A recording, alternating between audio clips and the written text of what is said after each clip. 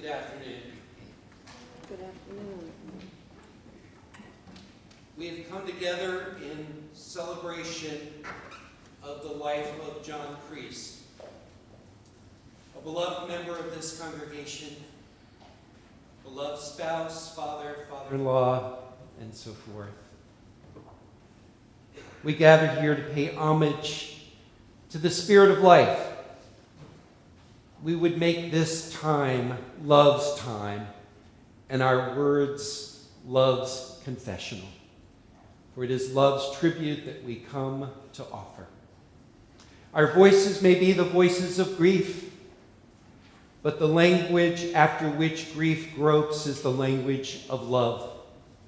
And we who gather here come to express a calm and abiding trust in love's immortality and consecrating power.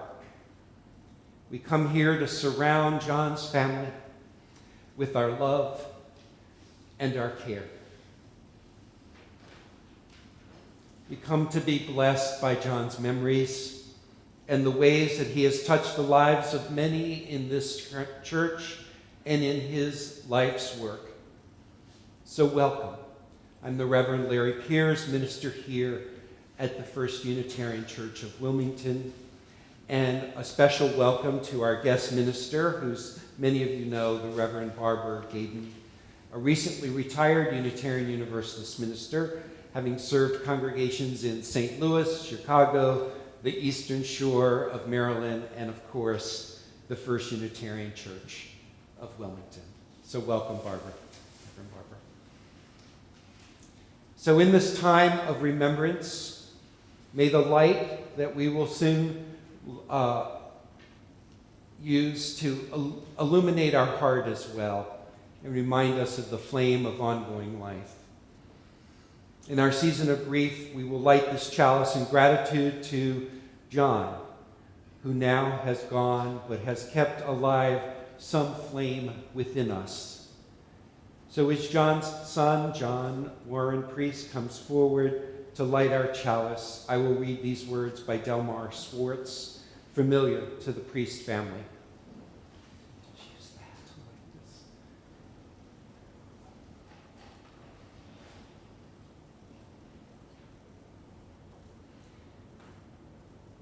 Many great dears are taken away. Time is the school in which we learn. Time is the fire in which we burn.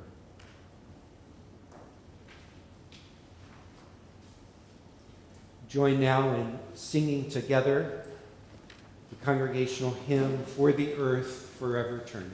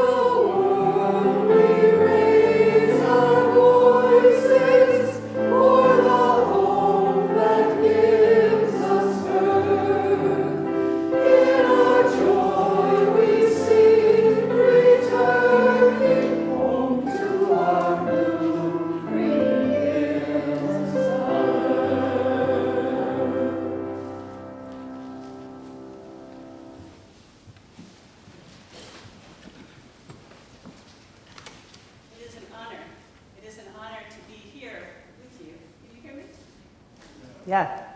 Okay, there it is. It's an honor to be here with you today, to honor John, and to see all of your faces again, or some of them, your eyes. Please, won't you join me in the spirit of prayer and meditation? Spirit of life, spirit of love, we come today carrying our grief, our memories, and our love. We gather in this beloved room. We gather around screens and devices, reaching out with our minds and hearts to join in this most ancient of human customs, honoring one we have loved and who has died. In this moment, may we honor and cherish our own personal treasures, our memories of John.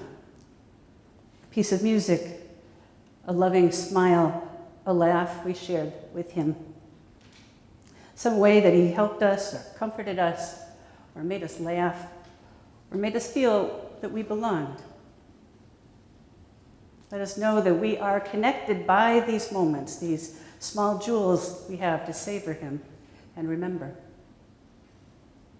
Let us be in silence together, each adding our own silent prayers and meditations as our hearts lead us as we grieve together.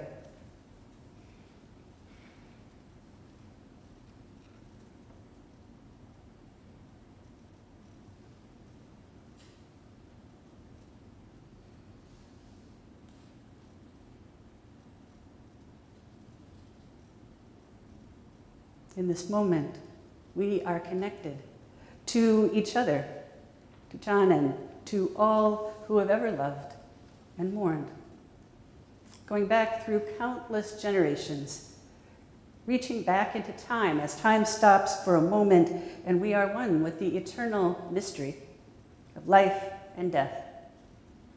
Breathing in the stillness, let us ground down and feel the deep earth supporting us. Stillness, may we know that we are one, that we are held, and that love abides. May it be so. Amen.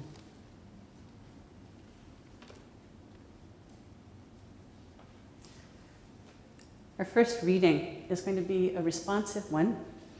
Your part is simple.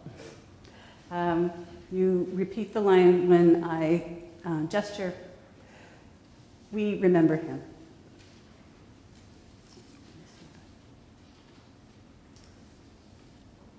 In the rising of the sun and its going down, we remember him.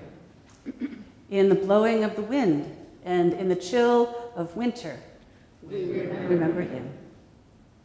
In the opening of buds and in the rebirth of spring, we remember him.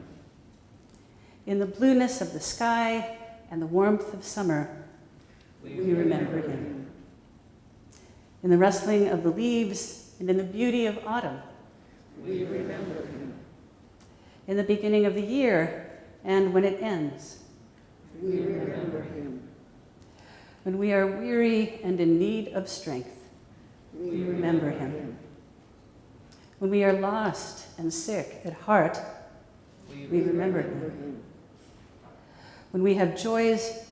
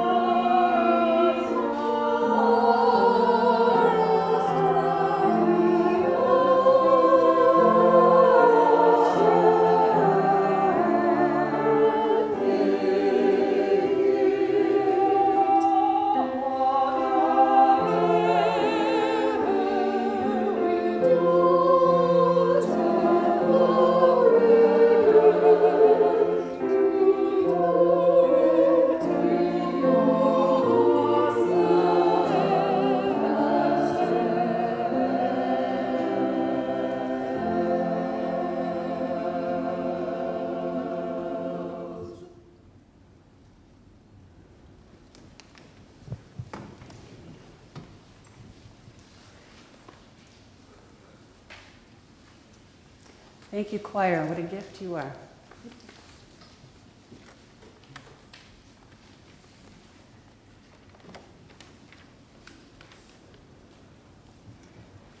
We gather today in grief, which is familiar and expected, and also which comes as a surprise. We know that when we truly love someone, when we give them our hearts, we will lose them or they will lose us, and that is a part of loving. But it is human nature to believe in the constancy and the steadfastness of things and of people, that they will always be here somehow, and we are surprised when they're not. And we need one another in the midst of that surprise. We are here especially in support of John's family, especially Joan, Mimi, and John, his son. We are here for you in this tremendous loss to your family. If you have read the obituary on the back of your program, you can see that John led a long and rich life. He was, as Delmar Schwartz put it, a great deer.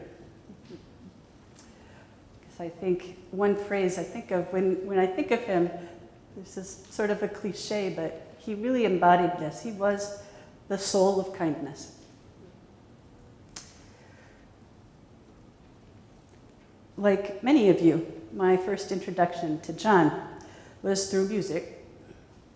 When I arrived first as the associate minister here, I was asked to help plan a special, many horrifying moments with you all en route to the beautiful music that we heard just now, and appreciated being given grace and the opportunity to create that beauty. John loved this church so much. He brought all of himself to it.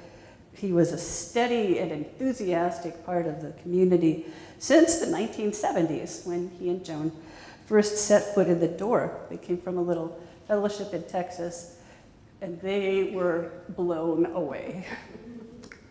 Joan said they heard the organ, they heard Bob Doss preaching, and they said, "Where's the book?" We're signing. And it became a big, big part of his life. And the fact that so many of you here and watching from home are part of the church is a testimony to that. He did all sorts of things for the church, music. When I first arrived, he invited me to go to Longwood Gardens with them. And what a beautiful invitation and initiation to this lovely place that was. Welcoming was his spiritual practice, I would say. I don't know if John would have used those words, but it was his ministry. And I will say, as a fellow introvert, I know what kind of an effort that takes. And he was steadfast in it. And the practice came, I learned, from a source that surprised me, DuPont. Really? But yeah, there was this company training way back when that he really took to heart. It was about putting your heart and soul into your work and relationship building and care for yourself and the spirit. And it really changed him. And it gave him this practice of welcoming people. John also served on the pastoral care team. He gave rides to people, applying both the soft part of himself and the strong left brain to it. He made the spreadsheet for rides when Tom Jenkins had a brutal schedule of 35 cancer treatments. John made the spreadsheet with the time slots. He made it easy for everybody to volunteer. And all the slots were filled with many substitutes left over. John was also committed to racial justice. He believed, for example, in reparations to Black Americans. And this commitment didn't come from some kind of abstract principle, but from real relationship. Once I learned that when he was riding with Tom Jenkins to sing with the choir at the Southern Delaware Church, they got pulled over by the police, speeding. And the cop apparently spoke harshly to Tom. And he didn't see Dr. Thomas Jenkins, respected dentist, beloved husband, cancer survivor, and beloved member of this church who might have just hit the gas a little hard. He didn't see that. He saw a black man speeding and committing a crime and spoke to him in that manner. And then this cop looked over and saw John sitting with him, and he changed. He did an about face. He backed off. At this, I would say for most black Americans, this is not a new or a surprising occurrence. But it was revelation for John, and he never forgot it. I asked Joan how she thought he would like to be remembered. And for all of his accomplishments, and he was such a humble person that, I was surprised by a lot of them. But for all of these accomplishments, what he wanted to be remembered for was loving his family and doing things for them. For loving music and introducing people and bringing them into that. For loving the natural world and protecting the environment. For loving people who are different from himself. I remember every Sunday, he wore his little pin that said, straight but not narrow, right? It was a good sort of funny little way of saying it, but in the time when the congregation was becoming an officially welcoming congregation, it was important for queer folk coming in and saying, do they really mean this? John really meant it. And that button made his face a friendly face to them. Apparently, he had a strong lesbian fan base. I found this out, too. You never know. John, and he affirmed and promoted UU values. Joan said that's another thing he would have wanted to be remembered for, especially the inherent worth and dignity of every person. And this is an easy thing to say, that you value, but John really did it. You could tell when he spoke to you. He did. Now, in all that he did for the church, I think he would have been too modest, probably, to accept the title like a pillar of the church. You hear about people who are pillars of the church. That's a lot of pressure, I think. And I think of him the way that Sally Hamburger was another obvious candidate for pillarhood. Sally Hamburger said of herself, I don't want to be called a pillar, she said, but I could see being one of the little blue windows. Those little blue windows back there. And so it seemed to me about John. Not a big, flashy, overwhelming presence. Sort of in the background, but steady, calm, loving, and letting the light shine through him. John, you great dear, we will miss you, but we will always feel your light and your presence.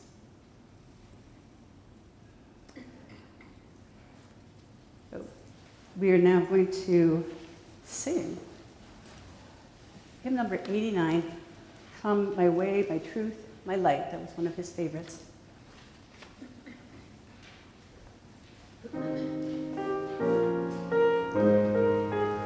Rise.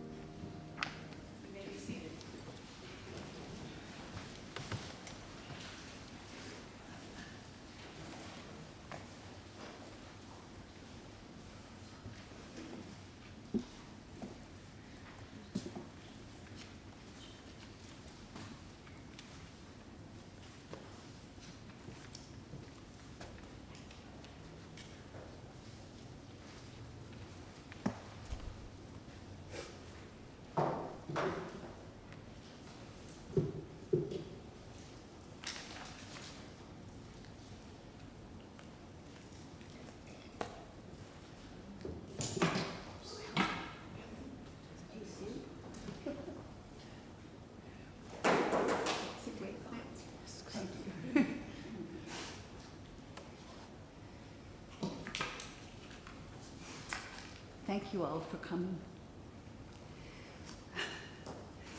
My husband John was born in Little Rock, Arkansas. His parents worked for Esso, Standard Oil, before it was Exxon, as had his grandfather, who delivered kerosene before gas in cars. They were loyal company people who were just glad to have a job after the Depression. His dad was transferred to Memphis when John was in junior high. Staunch Methodist. His father served as treasurer of the church and sang in the choir.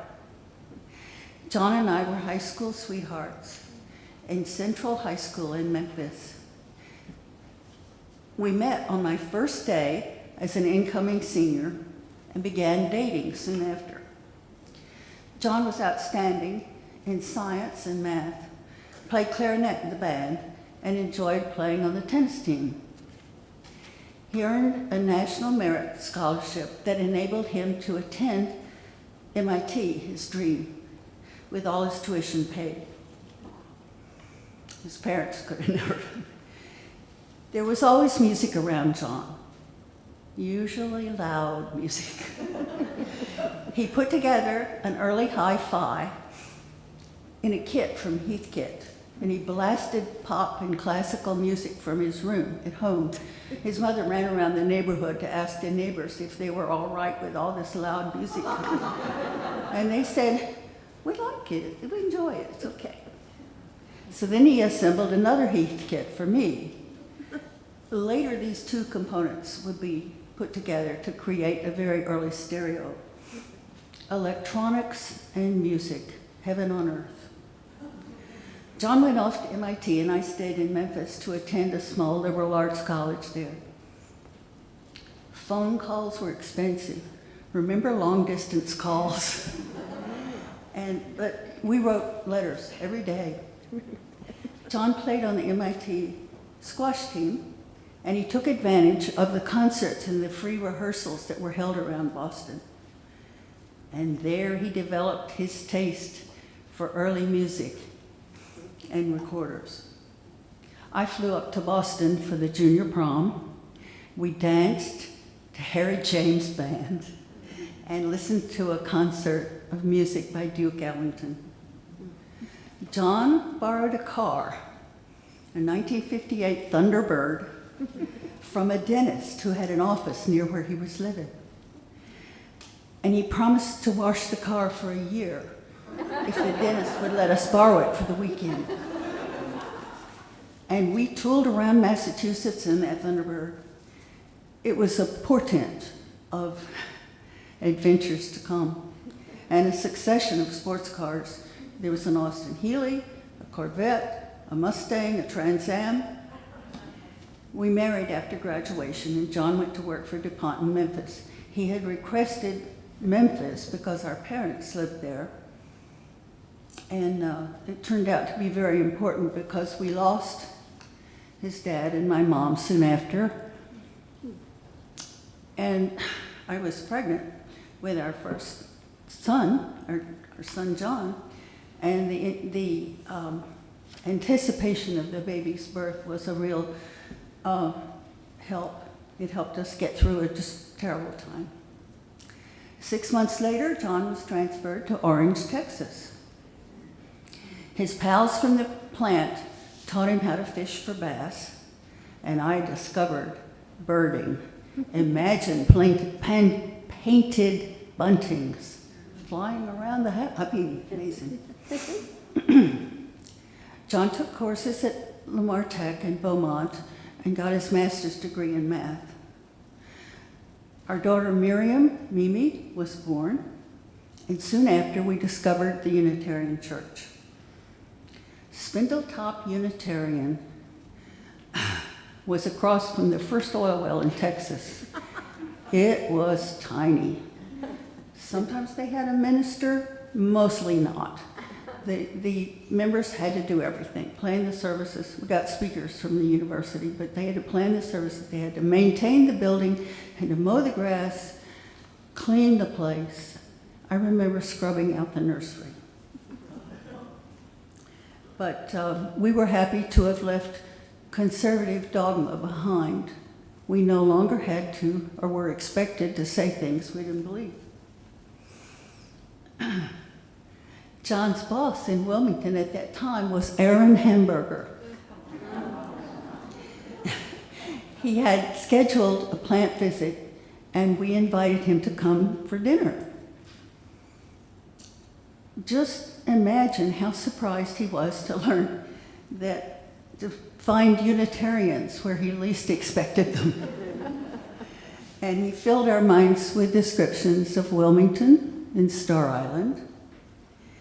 We often laughed, Aaron and I, about our expectations of each other and the surprise to learn that we were all UUs. After 4 years in Orange, John was transferred to financial services in Wilmington. That was his best and happiest assignment with the company, as the analysis of numbers and business strategy and computer work resonated with him. We checked out the church, as Barbara has told you, and heard Bob Doss in the pulpit and Lorna McDaniel on the organ. Not this beautiful organ you see here, but it was an organ anyway. And after a few years, we began to volunteer on different committees, the stewardship committee, and religious education, and the music program. It took us some years to get into Star Island, but we finally made it, and John developed a program he called Music on the Rocks. So many conferees enjoy this, sitting on the rocks and listening to Renaissance music, blaring. We always enjoyed tent camping, lots of tent camping in the Smokies and the Adirondacks in New England. We bought a used travel trailer, and John planned a 5-week vacation going west through Canada and back through the US. We explored Lake Louise, Banff, Jasper, and Vancouver, spent a week with my sister in Seattle, and came back, hitting Yellowstone, the Tetons Glacier, as well as the Black Hills, Devil's Tower, and Mount Rushmore. It was a miracle of planning, but we did it. John was an Eagle Scout in his youth, and he encouraged our son John in scouting. Another father in the troop was from Switzerland, and he planned an amazing trip, an adventure for the boys that was to include a hike on a glacier. Unfortunately, son John injured his knee right before they departed, and he had to miss the strenuous hike. Husband John had gone along as a chaperone, and he compensated because the two of them went off to car races at Monza in Italy, while the scouts pursued high adventure. Luckily, everyone made it through. Years later, John and I visited Switzerland and bought rail passes and retraced some of those steps. After all our camping, we really wanted to live in the woods, and we had a dream of building. And after many years, we found the right lot and hired a contractor. But John wouldn't let anyone cut the trees. He used his chainsaw to bring down the very fewest trees possible. And our long-suffering children, Mimi and John, moved all the logs and cleared a 300-foot driveway. We modified the design, and as the kids progressed through school, we enjoyed the house, and we hosted cast parties for the high school musical, and after high school band performances, and we had our own fun of bridge parties and dinner parties and recorder picnics. Meanwhile, John enjoyed playing early Renaissance music on the recorder. He joined the Philadelphia Recorder Society, computerized their mailing list, enlisted teachers, and chaired the group before deciding he would just form a Delaware Recorder Society. So he did that. He became a board member of PFRO, the Renaissance Band, computerized their mailing list, and delighted in their concerts. We loved those concerts. Ultimately, John took early retirement from DuPont, and we downsized to an over 55 community in West Grove. He continued to sing in the choir, where we were delighted that our daughter Mimi joined him. A highlight of all all our years here was Mimi's wedding to Jerry Benedict, with Reverend Barbara Gadon presiding, serving as the minister, Scott Ward directing the choir, and Susie Cornell arranging all the flowers as she's done today so beautifully. Thank you, Susie. John and I loved each other very much, and we told each other every day. Through the years, we found great joy and support from this church. And we want to thank everyone who has worked to keep the congregation strong and the music playing. Thank you.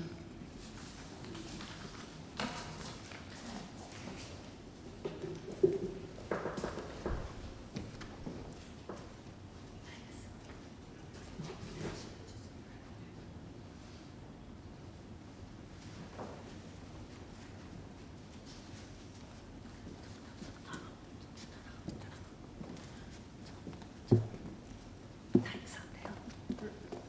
It's all good.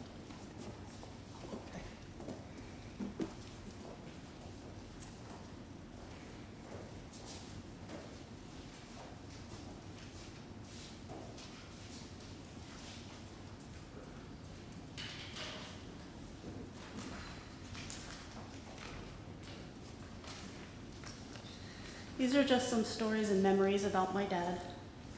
One of my earliest memories is the first gift I got from Dad. It was one of the times I really was sick with a crazy high fever, and he came home with this red yarn-haired, flower-bellied, eccentric-looking plushie for me. The fact that I've had this little guy for over 50 years, well, you get it. When I would sit on Dad's lap, we played the thumb war game. No doubt he always let me win. This later led to delusions of grandeur over my skill at that game. He would also fill his cheeks with air, and it was my job to push it out. Fingers, palms, whatever. And he would pretend it didn't work. Lots of giggles. Fill, push, repeat. When I shared this with someone recently, they said he must have really enjoyed being a dad. His mother, my grandmother, Ethel, loved fishing. She went with us on many camping trips. We had a Harvest Gold Chevy Impala with our bikes on the back, a small boat on the top, and an 8-man tent in the floor of the back seat with me and my brother John and Grandma, who sat in between us. Bless her. The car couldn't stop bottoming out. Ethel grew up on a farm, the oldest of 14, and she knew how to get things done. She and Dad taught us how to catch a fish, clean it, and cook it, with an elegant crust of egg and saltines. I think I was about 5 or 6 when we headed to a campground in Verondre, Canada, where Dad had heard the fishing was epic. As we drove in, there were all these old leathery skinned fishermen sitting on top of their trailers in camping chairs and asking if we had bug spray. Even at my ripe young age, I was like, what? We're experienced campers. We're tough, of course we do. And Dad, ever the Eagle Scout, always had everything we could possibly need. So when we got to our site, my brother and I jumped out of the car and started running towards the water, throwing off our clothes, swimsuits underneath. You could see the water from where we were, but we never made it. We came running back, screaming, black fly bites. We all sat in the car while Dad put up the tent outside. That was my dad. He was also a gentle, patient teacher. There was a time when I cried over my math homework, fractions in particular. He saw that his 8-year-old daughter's frustration and emotions were getting in the way, so he wrote a computer program on the TRS-80 to teach me, and I breezed through it. This was the beginning of me becoming the math genius you all know me as today. Most of you know that my dad and I have sung in the choir together for many years. One time, I overheard my dad in the Warner room next to the parish hall talking to Charlie Bear. Some of you may remember him as a somewhat curmudgeonly yet stalwart bass in the choir. This was a time when our church was working to become a welcoming congregation, which was a program designed to educate and challenge us on how to be true advocates for gay and lesbian people.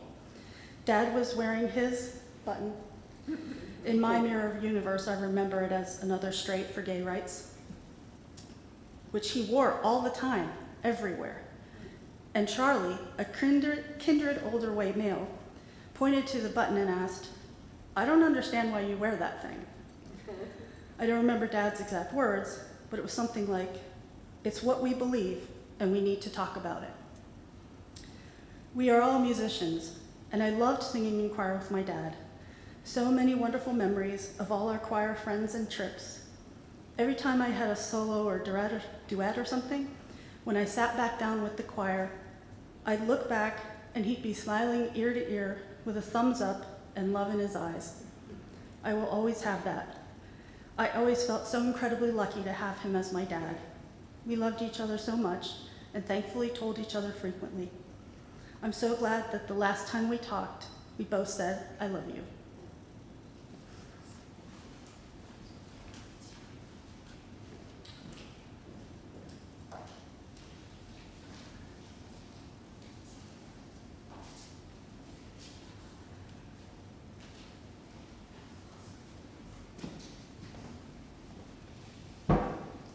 Thank you all for coming.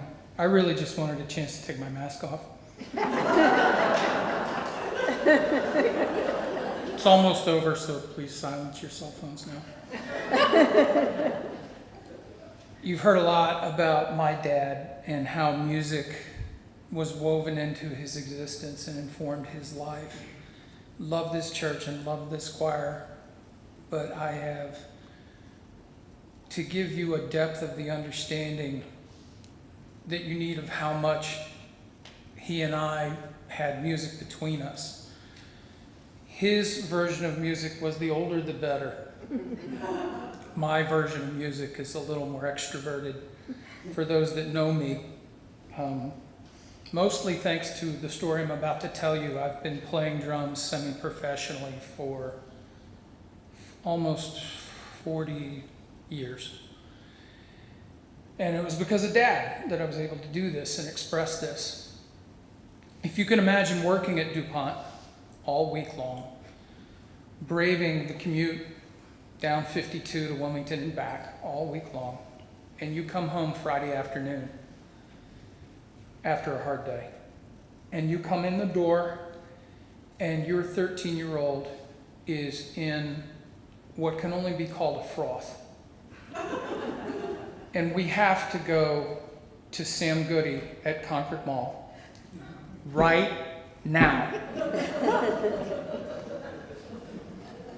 Does he say, "No, I have to eat," or "I need to relax," or "I need to change clothes," or "let me put my stuff down"? He looked at Mom and said, "What's going on?" And she went. And to his credit, he didn't even put his suitcase down. He walked right back out and took me to Sam Goody. And we had some music that I liked that he adored. I had some music I adored that he liked, common ground like Fleetwood Mac, some Beatles, The Doors. He liked The Doors a lot. And then I had to go get and came back with music that he did not understand. You've been told that he played music loud, not like this. And this music was in an odd time signature. It was in 7, which is not your standard rock song. And his reaction was to encourage me and to try to build the soundproof room in the basement so that I could put this on and exercise this need. And the kind of person he was to continue to encourage this. Yes, go down and play. And what had become a hobby now became 4 to 5 hours a night of what you would hear in the rest of the house for the next 5 years. never once said, "You're driving us crazy." Because remember, this is in 4, and what I was doing was in 7. It was odd. It was rushed, Tom Sawyer. And it was never a question for him. Of course you were going to go and do this. This is what you love to do. His great advice to me was to follow your bliss and pursue your joy. And he made that happen for me. And I think he made it happen for a lot of people in this room. And we appreciate that, Pop. Thanks.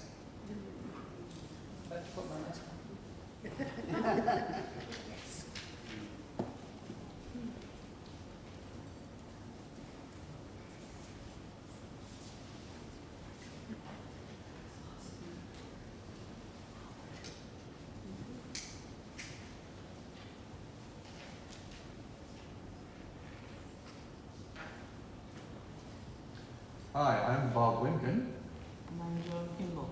and we were the 2 artistic directors of Pifro, the Renaissance band, until we retired just this past June 30th. John and Joan Priest have been loyal and wonderful supporters and fans of Pifro over many years. They always came first to this church here in Wilmington, and then followed us in other places in Wilmington. And it was always a delight to see their smiling faces in the audience as we presented our music. The energy that both of them gave to the concerts in their smiling and their enthusiasm was palpable and encouraged us to be better performers, as is so often the case with audience members who are so supportive as John and Joan have been.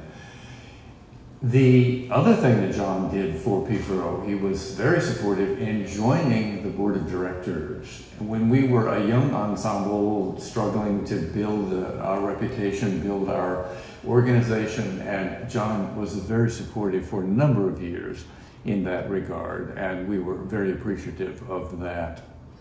We're very sorry that we could not be there today, but we are there in an audio form. We have some pieces that we think John would have loved. John was especially fond of the composer Josquin des Prez, and when Joan and I talked about that, we would have loved to have been able to play in person 2 pieces by Josquin. But I think even better representative both of his music and of Pifro's playing are these 2 audio samples. The first one is a trio, Il Fantaisie de Josquin, and the second one with 3 recorders, and the second one with 4 recorders and 2 lutes is the very lovely song Mille Regrets. So John, here's to you, and I hope you can hear these wherever you are. And Joan, thank you too for all your support. Thank you both.